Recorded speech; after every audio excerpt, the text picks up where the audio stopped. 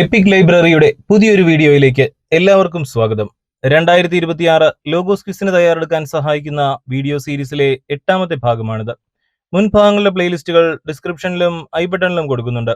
ഈ വീഡിയോ നിങ്ങൾക്ക് ഉപകാരപ്രദമെന്ന് തോന്നിയാൽ ലൈക്ക് ചെയ്യാനും ഷെയർ ചെയ്യാനും മറക്കരുത്. നിങ്ങളുടെ അഭിപ്രായങ്ങളും നിർദ്ദേശങ്ങളും കമന്റിലൂടെ അറിയിക്കുമല്ലോ. നമ്മുടെ ചാനൽ ആദ്യമായി കാണുന്നവർ സബ്സ്ക്രൈബ് ചെയ്യുന്ന കാര്യം കൂടി ഒന്ന് പരിഗണിക്കണേ. അപ്പോൾ നമുക്ക് വീഡിയോയിലേക്ക് പോകാം. Welcome to epic library.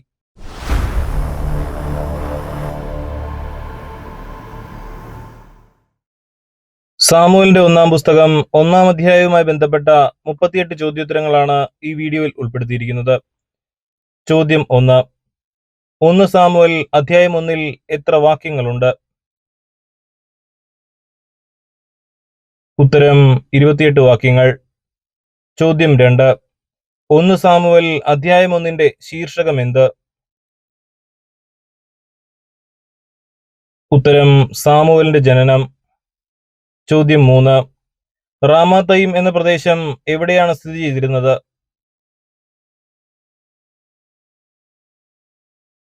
ഉത്തരം എഫ്രായിം മലനാട്ടിൽ. ചോദ്യം 4. എൽക്കാന ഏതു വംശജനായിരുന്നു? ഉത്തരം സൂഫ് വംശജൻ. ചോദ്യം 5. എൽക്കാനയുടെ പിതാവ് ആരായിരുന്നു? ഉത്തരം യെറോഹാം. ചോദ്യം 6. എഫ്രായിംകാരനായ സൂഫിന്റെ പുത്രൻ ആരായിരുന്നു? ഉത്തരം തോഹു. ചോദ്യം 7. എൽക്കാനയുടെ ഭാര്യമാർ ആരൊക്കെയായിരുന്നു? ഉത്തരം ഹന്നായും പെനീനായും.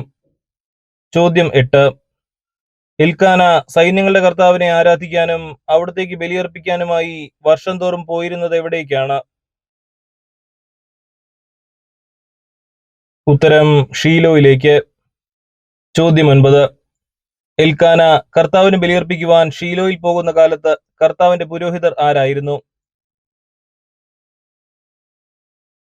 ഉത്തരം ഹോഫ്നിയും ഫിനെഹാസും. ചോദ്യം 10. ഹോഫ്നിയും ഫിനെഹാസും ആരുടെ പുത്രന്മാരായിരുന്നു? ഉത്തരം ഏലിയുടെ. ചോദ്യം 11. എൽക്കാന ഭാര്യ പെനീനായ്ക്കും അവരുടെ പുത്രന്മാർക്കും പുത്രിമാർക്കും ഓഹരി കൊടുത്തിരുന്നത് എപ്പോഴാണ്?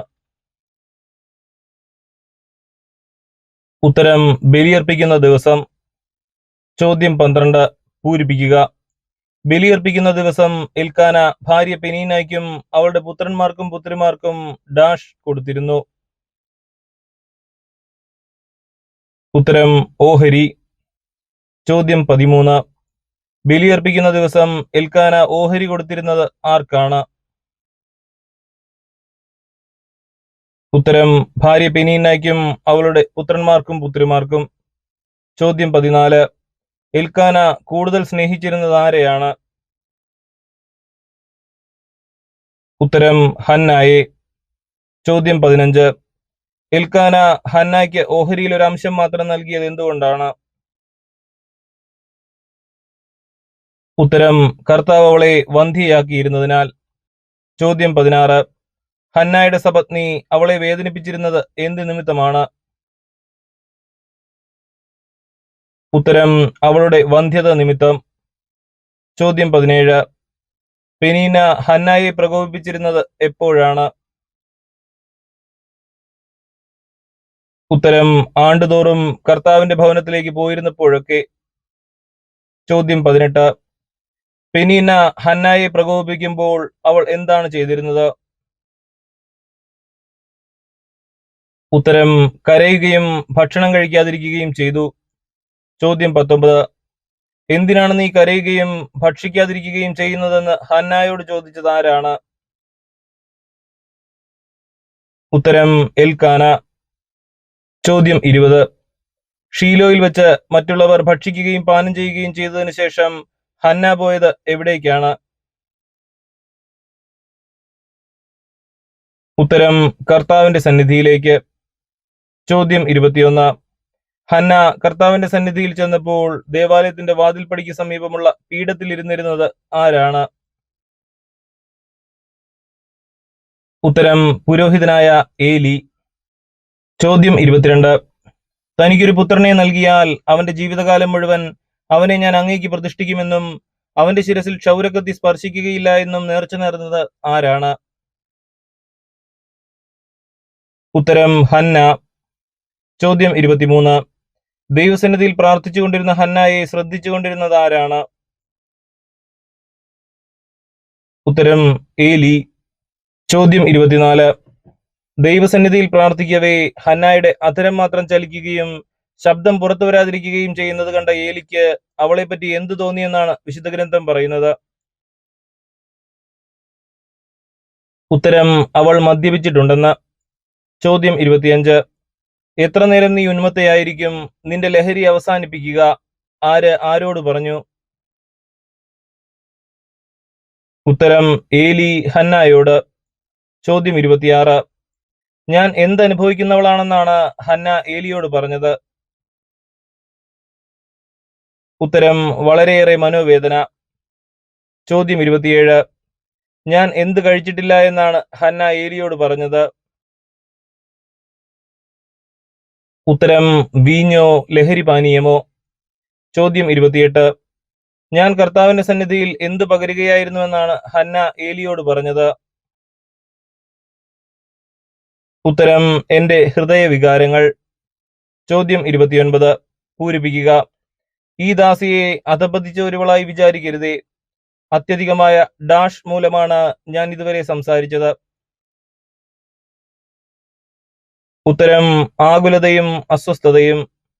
ചോദ്യം 30. എൽക്കാനയും കുടുംബവും അതിരാവിലെ എഴുന്നേറ്റ് എന്തു ചെയ്തുവെന്നാണ് വിശുദ്ധ ഗ്രന്ഥം പറയുന്നത്?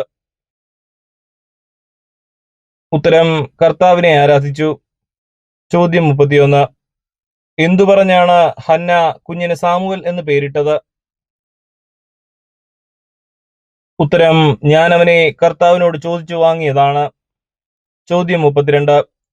അവൾ ഗർഭം ധരിച്ച് ഒരു പുത്രനെ പ്രസവിച്ചു. ഞാൻ അവനെ കർത്താവിനോട് ചോദിച്ചു വാങ്ങിയതാണ് എന്ന് പറഞ്ഞ് അവൾ അവന് സാമുവൽ എന്ന് പേരിട്ടു. ആര്? ഉത്തരം ഹന്ന. ചോദ്യം 33. കുട്ടിയെ കർത്തൃസന്നിധിയിൽ എപ്പോൾ കൊണ്ടുവന്നുകൊള്ളാമെന്നാണ് ഹന്ന ഭർത്താവിനോട് പറഞ്ഞത്? ഉത്തരം അവന്റെ മുലകുടി മാറുമ്പോൾ. ചോദ്യം 34. കുട്ടിയെ കർത്തൃസന്നിധിയിൽ കൊണ്ടുവരുന്നത് എന്തിനാണെന്നാണ് ഹന്ന പറയുന്നത്? ഉത്തരം അവൻ കർത്തൃസന്നിധിയിൽ പ്രവേശിച്ച് എന്നേക്കും അവിടെ വസിക്കുന്നതിന്.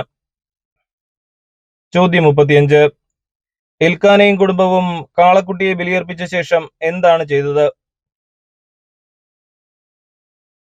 ഉത്തരം ശിശുവിനെ ഏലിയുടെ അടുക്കൽ കൊണ്ടുവന്നു. ചോദ്യം 36. എൽക്കാനയും കുടുംബവും ശിശുവിനെ ഏലിയുടെ അടുക്കൽ കൊണ്ടുവന്നത് എപ്പോഴാണ്? ഉത്തരം കാളക്കുട്ടിയെ ബലിയർപ്പിച്ച ശേഷം. ചോദ്യം 37. ഈ കുഞ്ഞിനു വേണ്ടിയാണ് ഞാൻ പ്രാർത്ഥിച്ചത്. എന്റെ പ്രാർത്ഥന കർത്താവ് കേട്ടു. അധ്യായവും വാക്യവും പറയുക. ഉത്തരം 1 സാമുവൽ 1:27. ചോദ്യം 38. ഈ കുഞ്ഞിനു വേണ്ടിയാണ് ഞാൻ പ്രാർത്ഥിച്ചത്. എന്റെ പ്രാർത്ഥന കർത്താവ് കേട്ടു എന്ന് ഹന്ന പറഞ്ഞത് ആരോടാണ്? ഉത്തരം പുരോഹിതനായ ഏലിയോട്. 2026 ലോഗോസ് ക്വിസിന് തയ്യാറെടുക്കാൻ സഹായിക്കുന്ന വീഡിയോ സീരീസിലെ 8ാമത്തെ ഭാഗം ഇവിടെ അവസാനിക്കുകയാണ്. അടുത്ത ഭാഗവുമായി ഉടൻ തന്നെ മടങ്ങി വരാം. എല്ലാവർക്കും നന്ദി.